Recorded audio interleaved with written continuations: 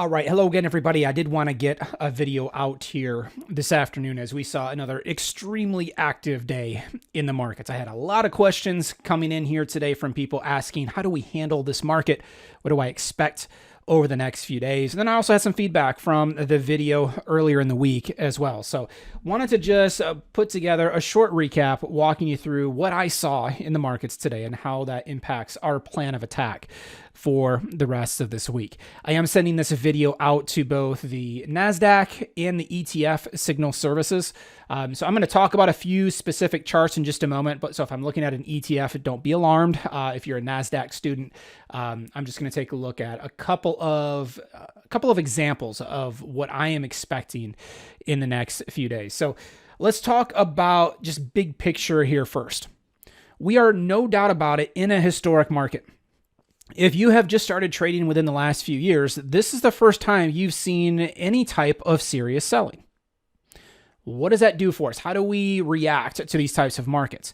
Couple things to keep in mind. Number one, as I mentioned earlier in the week, this is not the new normal. And I had some pushback from people on that comment. So I wanted to explain it a little bit because I probably didn't do a good job of explaining it in the earlier video. What I am talking about as far as this not being the new normal is getting 200, 300 million shares trade on SPY on a daily basis. That is not going to be sustainable long term. Getting these types of ranges, right, where you've got the S&P, it was up 125 points yesterday, it's down 125 points today. That is not sustainable. Now, the pushback I got on that is people mentioning that with the magnitude of the move, they believe it's going to change the environment going forward. It will to an extent. I expect the market to be very, very active the rest of this year. I do not, however, expect 100, 200 point ranges on a daily basis on the S&P. It's just not sustainable. What we're going to have happen most likely over the next couple of weeks is we're still going to see an active market, but it's not going to be as crazy. You're not going to see the wide markets, the wide bid-ask spreads that we showed in the earlier video this week. You're going to see tighter markets. You're going to see a more tradable environment going forward, and we're going to see more realistic movement back and forth. When is that going to happen? I think we're getting very, very close. Today was an interesting session. I mean, obviously you can see the numbers on the screen, a lot of red, right? It was a bloodbath for most of the session here today. It very much feels like we are at or near an extreme or potentially a tradable bottom in the near term over the next few days. That does not guarantee that it's going to bounce from here. It doesn't mean that the low is in long term, but I do think we're so oversold. We're seeing readings right now on some of the indicators that we use. We're seeing some readings that we've just never seen before. And it definitely indicates a period of exhaustion on the downside. So that's what I'm looking for over the next couple of days. I want to see this market potentially bounce up off of the lows. Now, how do I quantify whether we were going to get a tradable bounce or not? What am I looking for? I want to see some sessions close near the highs of the day. I want to see the internals improve, which I'll show in just a second. And I want to see more broad-based movement. We have certainly seen broad-based movement on the downside. Every sector has been beat up. There's been no exceptions here lately. It's been across the board. If a bounce is going to happen, it can't just be Apple and Microsoft bouncing. I mean, we had those tech names lead the charge for the past 5-6 months on their own. It's got to be broad-based. We need energy, tech, financials. We need everything to bounce at the same time. That's what it's going to take to overcome some of this fear that's come into this market. From a technical perspective, what am I looking for? The low from the session today, we did get down to a new low on this latest move to the downside. It's at 270.88. That is our new reference point on the downside. Below that, you're looking at 270, 269. Those would be areas that I'd look for. Some of those big round numbers would be areas that we'd want to look for as support. On the upside, if we do get a bounce, the first area that I want to see tested would be the 8-period exponential moving average. That is the solid pink line there on the chart. Right now, it's currently sitting at 291.76. It looks like that's a huge gap there between the close today and the moving average. And it is, in most cases, But with the VIX up above 50, it closed at 53, almost 54 today. You can see the S&P move 10 points in a matter of minutes. I mean, it's very, very active. So that would be our first reference point on the upside should we get a bounce over the next few days. Now, I mentioned the internals. The tricky part about the technicals, and I put it in the Slack group here earlier today because I had a question come in on it. The tricky part about the technicals right now, this market is so news driven, whether it be a headline about the coronavirus spreading or more headlines out of this price war going on in the oil market or any type of headline out of the Trump administration. The market is very sensitive to every little news event and every little headline that is released. It's not so much focused on the technicals right now. Right? We've been blowing right through support levels left and right. Doesn't mean the technicals, you just throw them out the window. We very much use them, but it's more difficult when you see ranges this wide and the market's so sensitive. It's a little bit more difficult to trade off of those technicals. Now, everything that I do is technical based, right? I do focus on indicators. I focus on the internals. I focus on volume. That's what guides my decision making. What I'm trying to point out there, it's not that it won't work. It's just the market is so active right now. It's so sensitive to all of the news headlines that it's very easy to break right through those support and resistance levels. As a result, I have been playing it very cautious. I have been taking fewer trades here to start the week. I want to be very active to end the week, but I haven't been pressing it. I don't think the market is giving the green light here to get aggressive and place new positions left and right. I also don't think it's time to load up on position size. In a lot of cases, we talk to people about risking $500 per trade, and maybe that's a normal position size. And if you're still comfortable with that, that's fine. The option is there to cut back on that number. Maybe you cut back to $250 or $300 here, just in the near term, just until things start to settle down a bit. I have no problem if you want to cut back on your risk. Still stay active, still take trades, but cut back on your position size. If that makes you feel more comfortable, I have no issue with that at all. The one position that I do not want people to take is just to go to the sidelines and not do anything.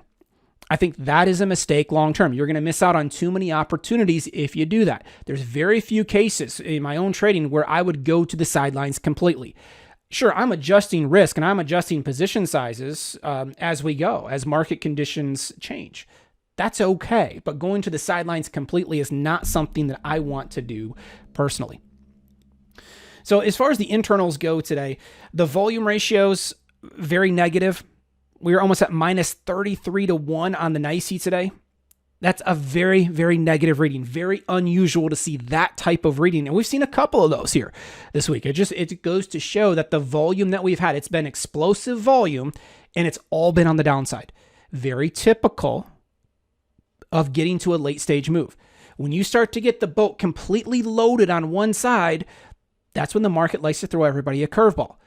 Going back a couple of weeks, everybody was loaded up bullish. What did the market do? It threw a curveball, and now we're headed lower, right? So now there's that mass run towards the exits, and all of the volume right now is on the downside.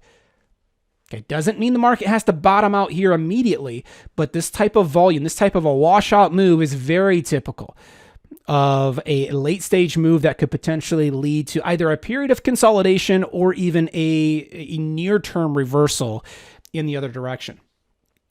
The advanced decline line on the NASDAQ, almost minus 2,600 today. This was across the board. Our minimum number on a trending day, I want to see minus 1,000 on a down day. We're at minus 2,500, almost minus 3,000 on both the NYSE and the NASDAQ. This was across the board, every stock, every sector. Very unusual to see this type of weakness across the board. Again, typical of a late stage move. So we'll see what happens over the next few days. See if we get any type of announcement out of the Trump administration, potentially of some stimulus to prop this market up. We'll see if that is announced. If it's not, maybe we get one more wave to the downside, but I think we're very, very close here, at least in the near term, to getting one of those short covering rallies, dead cat bounce, whatever you want to call it. I do think we'll get a pretty impressive rally here sometime over the next couple of days. The tick, another reason why I think we're near an exhaustion point on the downside. Look at all of these minus 1,000 tick readings. We went a period of a couple of months without an extreme on the tick, without a plus or minus 1,000 tick reading. And for those of you that are not familiar with this indicator, it just tells you at that moment in time how many stocks are trading on an uptick, how many stocks are moving at least 1 penny to the upside, versus how many stocks are trading on a downtick, meaning how many stocks are trading lower by at least 1 penny at that very moment in time. And I use a 15-minute chart on this. And I look for extremes. I want to look for minus 1,000 tick readings on the downside because those indicate sell programs kicking in where you've got a whole cluster of stocks down ticking at the same time. We went a period of a few months without any extremes on the tick. It was very slow, methodical price action. It's typical on a busy day. You might get a small cluster. Maybe you start to get 2 or 3 extremes on the tick. Look at today's session. That lower red line represents minus 1,000. Almost every single 15-minute candle today crossed the minus 1,000 tick reading. It was sell program after sell program. This is extremely unusual to see this type of trading on the downside without any type of significant bounce. Again, we're in a historic market. Doesn't mean the market has to bounce immediately, but these are the types of readings that when we have seen them in the past, it's very typical of a potential tradable bounce to the upside, meaning we're at an extreme on the downside that could potentially lead to that tradable bounce on the upside. And you can see that 5-minute chart on SPY. I mean, up until the last 30 minutes of the session, we did get a bounce off of the lows, but it was pretty steady to the downside all day long. So very, very weak, no doubt about it. Very ugly numbers market-wide. So where does that leave us? What am I potentially looking for here in the days to come? I mentioned in the video earlier this week, we've got so many markets here that are at extremes. If I pull up the 195-minute chart, and I'll do that right now. It's basically every name on our watch list. You're either at or near an extreme. It's been a complete washout move. I mean, here's QQQ. Here's the NASDAQ ETF. Very, very oversold in the near term. How do I know that? The pulse indicator, which we talked about earlier in the week. We have a series of 6 or 7 yellow bars here on the pulse, indicating that we're between a 1 and a 2 standard deviation move on the downside.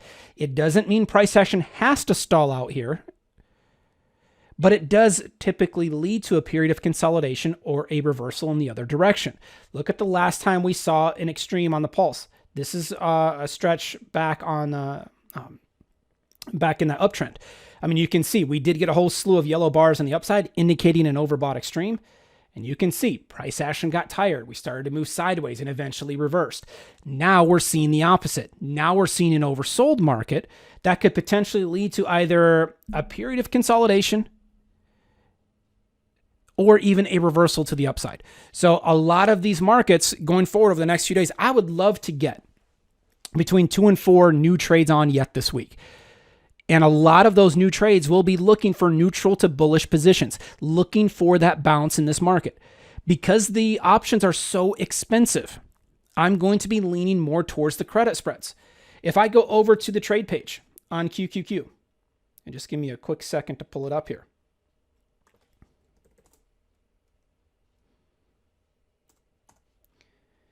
So on the Thinkorswim platform, you'll also find it in Tastyworks as well. Down at the bottom of the trade page, you will see that IV percentile that we've talked about and what that number looks at. It takes a look at the last 52 weeks, and it takes a look at the implied volatility of the options over the past 52 weeks. And it tells you whether the current level of implied volatility is near the high or the low end of that range compared to the last 52 weeks. Right now, the IV percentile is at 92. A good portion of our watch list has IV percentiles at elevated levels. When the volatility gets high like this, the options become incredibly expensive. And that's exactly what we're seeing here. Doesn't mean you can't buy options, and I'm open to it, but you don't have any margin for error there. If I buy a call option here expecting the market to bounce, I need a pretty sizable bounce, and it's got to happen quickly because on that bounce to the upside, they're probably going to crush volatility. The volatility is going to contract. And that volatility contraction is going to take some profit potential away from the long call. Instead of just buying a call option, hoping for the best, we can take advantage of that high volatility, put it to our advantage by selling a credit spread. We can still lean bullish, but I'm going to take a look at selling a put spread, because now in doing so, if volatility contracts, which is what we fully expect here over the next few weeks, that volatility contraction actually helps a credit spread. So we're going to typically, when the volatility gets this high, we're going to typically look for more credit spreads. That's exactly our plan of attack for the rest of this week. Doesn't mean I'm opposed to any long calls, long puts. If the market does give us another big move, I'm definitely open to putting some of those positions on as well. But at this very moment in time, going into Thursday's session, very interested in the credit spread side of things. All right. So a couple of names, I'm going to take a look at a couple of NASDAQ charts, and then I'll take a look at a couple of ETFs as well, just to show you guys some of the markets that are on my list for the next couple of days. As long as Thinkorswim will cooperate with me. So here's Pepsi, symbol PEP. You can see we've got green bars on the pulse indicator indicating that we're between a 2 and a 3 standard deviation move on the downside. We're incredibly oversold.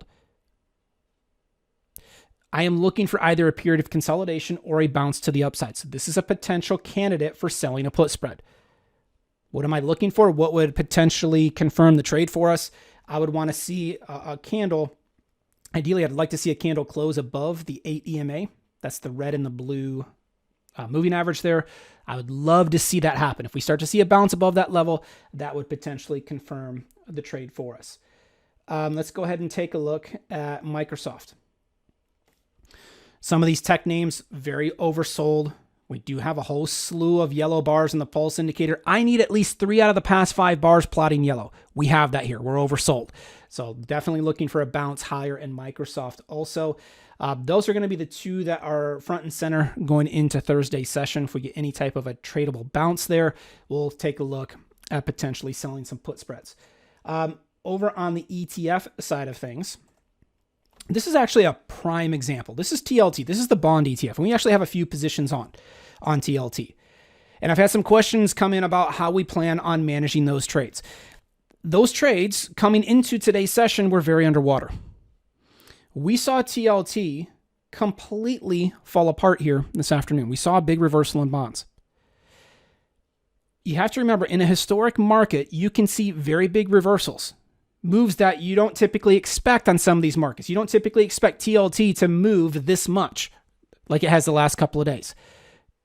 But crazier things have happened. In this type of a market with volatility so explosive, it's important to stay patient, because these things can reverse very quickly and they can recover very quickly. On TLT, we actually saw blue bars on the pulse indicator. That indicated that we are between a 3 and a 4 standard deviation move on the upside. Less than 0.1% of all occurrences fall outside of this range on the upside. Odds favor either a pause, a slowdown, or a reversal. And that's exactly what we got. We saw a very big reversal. Now, I'm not saying every chart's going to look like this, a week or 2 from now, but when you start to see the pulse indicator go yellow, green, blue, you're seeing an extreme get to an even higher extreme. And that oftentimes leads to a reversal. Now, this has been a clean reversal so far. Definitely has been. I definitely like TLT to the downside here over the next few days even. So this is the type of pattern that I'm looking for on many of the other names on our list. TLT could still be a candidate to sell a call spread on. Okay, put on a neutral to bearish position expecting a reversal, which is exactly what we've had. The credit spread, they're just more forgiving trades. They recover much quicker. They allow us to stay more patient. And in this type of a market, I'm looking for forgiving trades, guys. I mean, I want to be in positions that give me a higher probability of success. No doubt about it. Let's take a look at VXX as well. We've got the VIX ETF very overbought. We've got the pulse indicator. It's gone from yellow, green to blue. Now, we haven't seen a significant reversal on VXX like TLT yet, but I fully expect it to. So I would, if you don't have VXX positions on, this is one that I will absolutely have a new position on by the time the end of the week comes around. We'll definitely have a new position on, and I will be looking at selling a call spread there. Reason being, we're overbought. We're actually above a 4 standard deviation move on VXX. Very, very unusual. So doesn't mean it has to reverse immediately, but if I sell a call spread It allows me to lean a little bit bearish, and I can do so in a safe way. I'm not ultra aggressive. If I'm a little early and the market just kind of chops around in here, I can still make money by selling the call spread. And then finally, let's go ahead and take a look at FXE. I mean, there's just so many names out there, guys. We could spend the next couple of hours going through charts because you're going to see a lot of extremes like this. I'm taking a look at some of these markets that are extreme on the upside.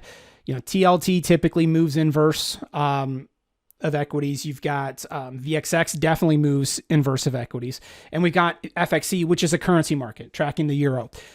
So a lot of these markets, you're saying, wait a second, I thought you said the market was extreme oversold. It is, but these are some of the markets, some of the safe haven markets that will move inverse of equities. So FXC, very, very overbought. We did get a yellow, green, blue indicator reading on the pulse. So we are above a 3 standard deviation move on FXC. And look what's happened to price.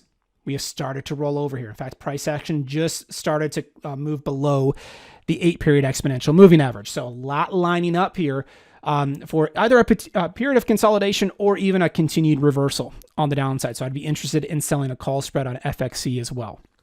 So again, I'm looking for between 2 and 4 new trades here yet this week. The reason I didn't do anything new today, markets, some of you that were watching the market all day, you saw it. I mean, it was moving so quickly. The markets were so wide. The bid-ask spreads were very, very wide. It makes it more difficult to get good fill prices. So I was staying patient. Okay, this is not the time to press it like I talked about earlier. We're going to have plenty of time to get trades on here. If we can get any type of a more normal environment tomorrow where we're not getting those wild swings back and forth, we'll start to get aggressive and get some positions on. All right, so if you have any questions on any of our open positions or anything new that that comes out here this week, feel free to send me an email. I'm more than willing to connect and talk through things. My email address is mike@netpicks.com. So I'm going to wrap this video up here. I'll be back with you guys on Thursday, see if we can get a couple of new trades on. That'd be great. All right, enjoy your evening, everybody, and I'll talk to you on Thursday.